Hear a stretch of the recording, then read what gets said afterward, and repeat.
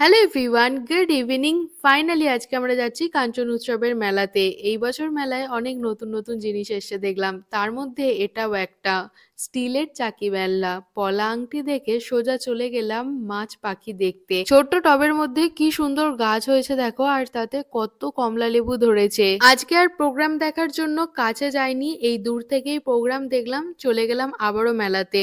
যদিও সময় কম ছিল তাই মেলাটা খুব ভালোভাবে ঘুরে দেখা হয়নি, ওই টুকটাক কয়েকটা দোকানেই ঘুরে দেখলাম।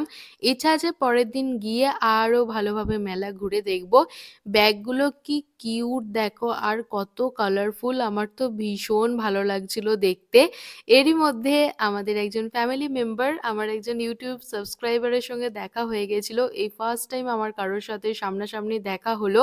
ও এসে কথা বললো, ওর সাথে মিট করে কথা বলে আমার তো ভীষণ ভালো লেগেছে। এটাও একটা অ্যাচিভমেন্ট আমার কাছে।